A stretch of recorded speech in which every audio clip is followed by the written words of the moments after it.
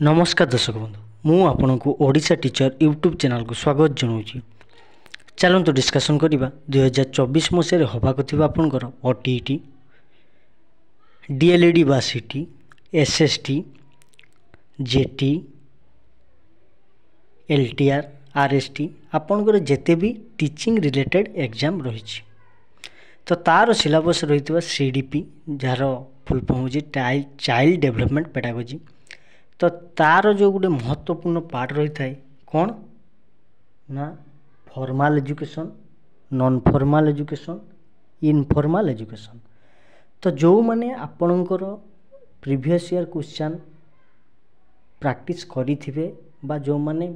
विगत दिन रे आपणकर टीचिंग रिलेटेड एग्जाम देइथिबे केवल सही माने ही जानी परिबे ये जो फॉर्मल एजुकेशन कथा कुआ जाइछि नॉन फॉर्मल इनफॉर्मल। तो आ मध्यरु प्रकृत रे क्वेश्चन आपनकर आसे कि नहीं।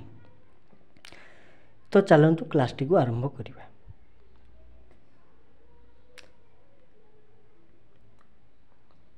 प्रथमे आमे देखिबा फॉर्मल एजुकेशन।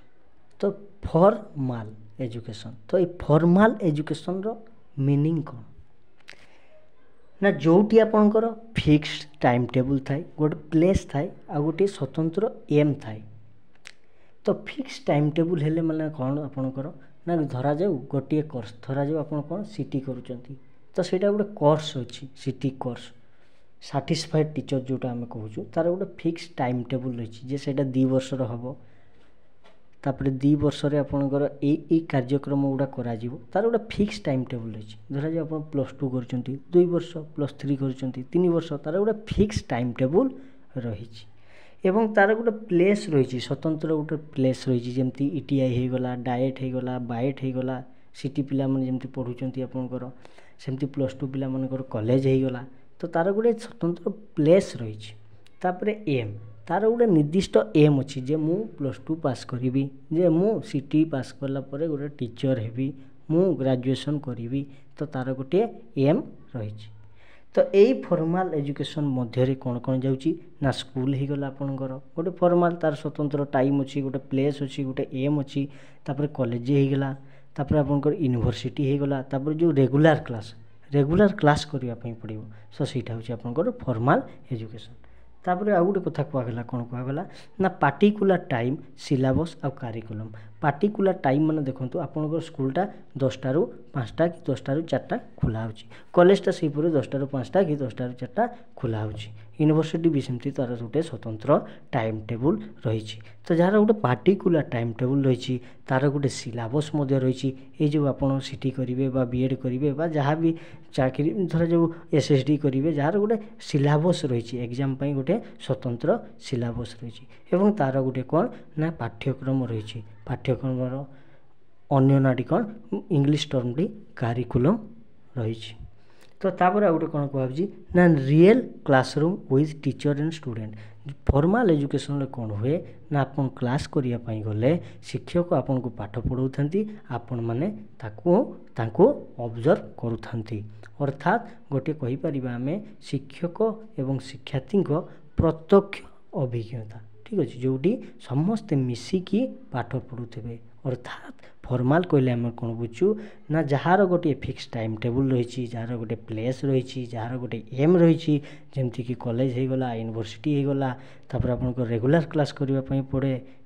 स्कूल हो गला तार गोटे पार्टिकुलर टाइम रही तार गोटे पार्टिकुलर सिलेबस रही तार कौन रही ना करिकुलम रही। तो यह हूँ आपनकर formal education.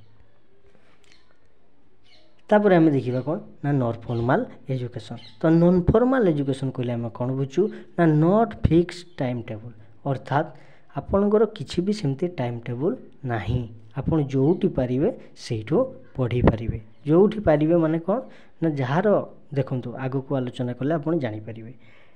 Not fix time table माने यार गोटे निर्दिष्ट टाइम टेबल नहीं आमे जमती कहूलु जे 10टा रु 4टा पर्यंत खुला होची सेटा आपनकर फॉर्मल जाउची आर सेमती किछि नाही। नो एज लिमिट ठीक अच्छे ये जो नो एज लिमिट आपन जिते भी आपनकर बयस होई तुना कहीं आपण मैंने पढ़ी पारिबे जमती कि आपनकर हो गला open school and university open school जो मैंने आप जानी जो मैंने इग्नू NIOS जो अच्छी आपंकर से क्लास करने जावाई पड़ो ना आपण मैंने घरे बसी एग्जाम दे पारे। तो सहीटा को आम करूँ कौन ना ओपन स्कूल बा तार यूनिवर्सिटी जोटा कथा कहूँ देखो आगे को आलोचना कले जानीपारे। NIOS होगा आपंकर इग्नू होगा जिते भी डिस्टेंस कोर्स रही आपंकर जो मैंने आपंकर जॉब करुँच जो इग्नू BEd करुँच डिस्टेंस रे +3 करुँच तो सहीटा आपंकर non formal education no regular class एथिरे कौन हुए ना प्रत्येक दिन आपन को क्लास करने जावाक पड़ो नहीं।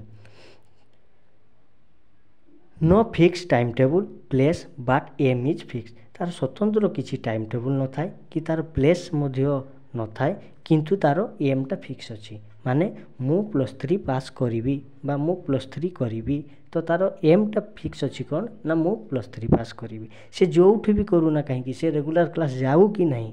से किसी मतलब नहीं किंतु तार गोटे निर्दिष्ट एम रही। टाइम टेबल कहवाई गले से केते बेले भी पढ़ी पारे ना कि 10टा ରୁ 4टा आपंकर खोला होची आपण माने जाई सेठी पढ़िबे ना आपनकर जेते बेले समय हो आपण माने जाई पढ़ी पारिबे। तो सहीटा होची आपनकर नॉन फॉर्मल एजुकेशन।